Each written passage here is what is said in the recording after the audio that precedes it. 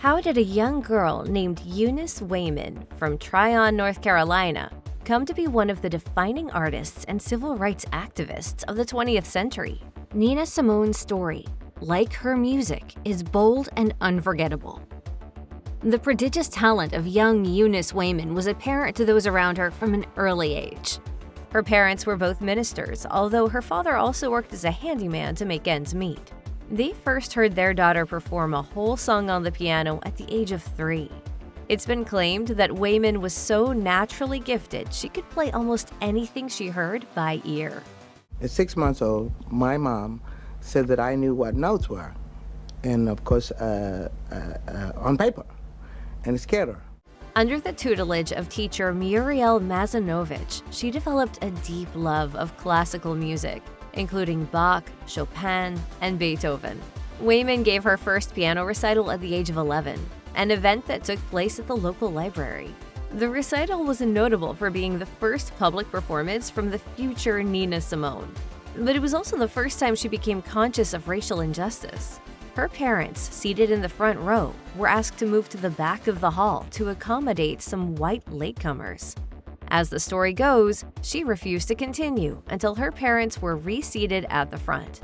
As Simone later recalled, the skin grew back a little tougher, a little less innocent, and a little more black. In her early years, Nina Simone didn't consider herself a singer. Her dream was to be a classical pianist, and Simone's talents extended beyond music. She graduated as valedictorian of her high school in 1950, and the local community raised funds to send her to study at the Juilliard School of the Performing Arts in New York City. She spent the summer of 1950 preparing to audition for Philadelphia's prestigious Curtis Institute of Music. Her family even relocated to Philly in anticipation of her acceptance. But despite a good audition, Waymon didn't get in. The rejection was a blow. And although, according to her biographer Nadine Cahodas, she trained with a professor at the school, Vladimir Sokolov, to prepare her for a second audition, she still didn't make it in. In later years, she would claim the rejection was motivated by racism. I'm sorry that I didn't become the world's first black classic pianist. I think I would have been happier. While studying music, Simone worked as a photographer's assistant, gave piano lessons, and accompanied vocal students. She began to take notice of her own voice as she advised students on how best to perform to her accompaniment. According to Atlantic City Weekly, one of Simone's students told her they were going to be playing piano in a local bar for $90 a week, double what she was making as a teacher. She seized the opportunity and got hired for the summer of 1954, playing piano at Atlantic City's Midtown Bar and Grill. But Eunice Waymon's mother would never approve of her performing in a bar. In her autobiography, I Put a Spell on You, Simone explained, to her it wouldn't be any different from working in the fires of hell. So to ensure her mother didn't see Eunice Waymon advertised, she chose the stage name Nina Simone by combining a nickname her boyfriend at the time called her, Nina for Little One, with the name of French actress Simone Signoret. Encouraged by the owner of the Midtown Bar and Grill to sing as well as play, Simone combined popular music with classical pieces, winning her audience's approval. She then toured the East Coast, but she made it back to Philadelphia each week for her piano lesson with Vladimir Sokolov. During this time, Simone was approached by the owner of Bethlehem Records in New York, Sid Nathan, to record an album. She insisted on selecting all the music, as opposed to the list of songs Nathan had chosen for her. Simone believed she got her way because she honestly didn't care about becoming a famous singer. She still considered popular music a distraction from her classical ambitions. The album Little Girl Blue was released in 1959 and earned Simone bookings in large New York venues. However, Simone, who had no manager or agent, had signed away the rights to the album to Nathan for $3,000. After her version of My Baby Just Cares for Me became a hit, Simone acknowledged that signing the contract without reading it first cost her a fortune. The word tumultuous is often used to describe the life of Nina Simone, and the word is particularly apt when it comes to her love life. Simone was first married in 1958 to a jazz drummer and beatnik named Don Ross. In her autobiography, Simone claimed she couldn't remember the date of the marriage. She called it, quote, a good indication of my feelings towards him. They moved to New York together to make the most of Simone's growing popularity, but the marriage didn't last long. In 1961, Simone married Andrew Stroud, a Harlem police detective who initially told Simone that he was a bank teller. In reality, stories abound that Stroud had once thrown someone off a Harlem roof. Simone remained married to Stroud through the 1960s as he effectively became her manager and took control of her financial affairs. What I want for her? Myself. What else? In fact, it was Stroud who organized many of the tours throughout the 60s that helped bring Simone's music around the world. Simone described him as, quote, the best manager I ever had and my cop, for the way he helped modify her impulsive behavior and calm her in her darker moments. They had a daughter, Lisa, in 1961. But since their divorce in 1970, it's been revealed that Stroud was a less than perfect husband who subjected Simone to years of physical and psychological abuse. She felt she was being handled like a racehorse, and she was always fighting it. As the 1960s wore on, Simone became one of the most vocal and visible activists of the growing civil rights movement.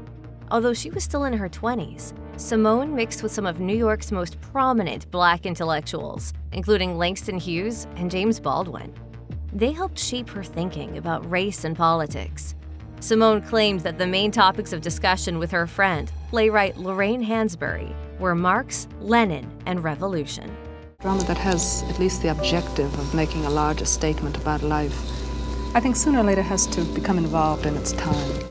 There were two incidents that permanently radicalized the young Simone, and which inspired her to compose some of the most iconic songs of the civil rights movement, imbuing them with the anger and grief that permeate her greatest performances. The first was the murder in Jackson, Mississippi, of civil rights activist Medgar Evers on June 12, 1963. The second, on September 15th of the same year, was the 16th Street Baptist Church bombing in Birmingham, Alabama, in which 4 schoolgirls were killed and dozens more seriously injured. Both of these atrocities were perpetrated by white supremacists. Simone's response, after being dissuaded by Stroud from arming herself and taking to the streets in a blind rage, was the song Mississippi Goddamn, which she described as her first civil rights song. I just sat down and wrote this song. And it's a very moving, violent song, because that's how I feel about the whole thing. It became an anthem of the movement. You raise my taxes, freeze my wages, and send my son to Vietnam. These lyrics to Simone's protest song, Backlash Blues, give some indication of what she was thinking when she decided not to pay taxes in protest of the Vietnam War.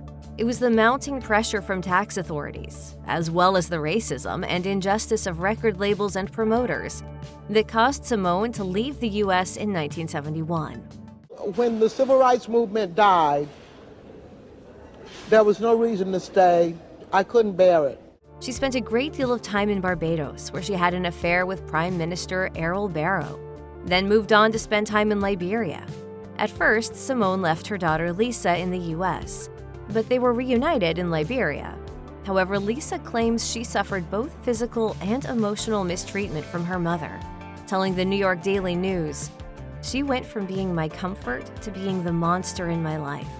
When my parents were together, my mother was more giving and open, but with the divorce, she turned into someone you didn't want to know." My mother was Nina Simone 24/7, and that's where it became a problem. Although she was only 14, Lisa left her mother in Liberia and returned to New York to live with her father. Simone's distrust of the American music industry and American society in general led her to adopt a nomadic existence in the late 70s and early 80s, chiefly in Europe. She became a regular performer at Ronnie Scott's Jazz Club in London and lived in Switzerland before settling in Paris. Simone was attracted to the city for the chance to sing in French, and particularly to sing the songs of Jacques Brel. In her autobiography, she explained, "The French also have a lot of respect for serious artists, and you are still admired and popular even if you don't happen to have a record in the pop charts at any particular moment." Although Simone was by this time a big name, Her life in Paris was low-key. She had a regular gig at a club called Autois Maillettes, which wasn't much bigger than her very first venue, Atlantic City's Midtown Bar and Grill. Nina Simone knew that the audiences at Les Trois Maillettes would be small, but she was confident word would spread that she was in Paris, and that gigs in larger venues were just around the corner. But the adoring fans Simone expected never showed up.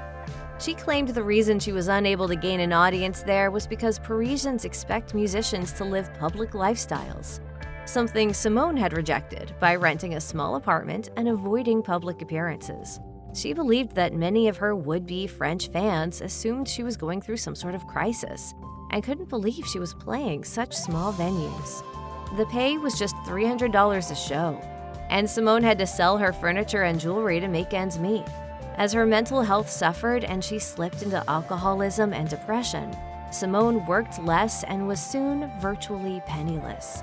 Her friends, including her longtime guitarist Al Shackman, came to her aid. Nina Simone was known for her violent mood swings and raw emotional responses to her lived experience.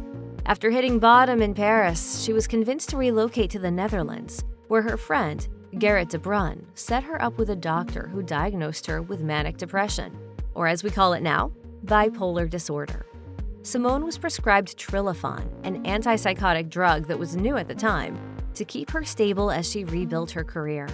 But the drug had serious side effects, impairing Simone's motor skills, including piano playing, and leaving her with slurred speech. Both of these symptoms can be heard on her late recordings. An unfortunate end for a commanding talent. By the late 90s, Simone was living in the south of France. She began to give rambling phone interviews to American journalists that were, by turns, hilariously combative or brutally honest.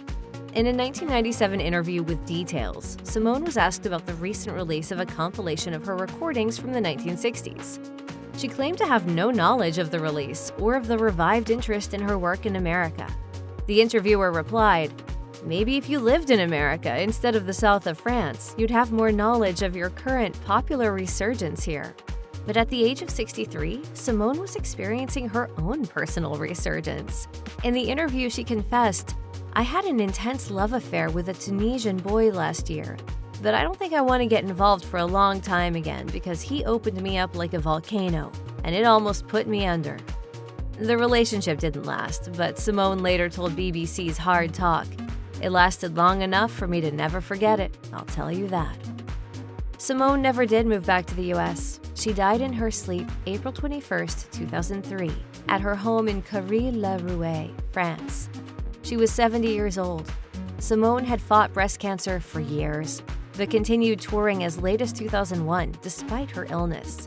Nina Simone was already a legend during her lifetime, and upon her death, the world mourned the loss of a tireless anti-racism and anti-war activist, as well as a singular talent.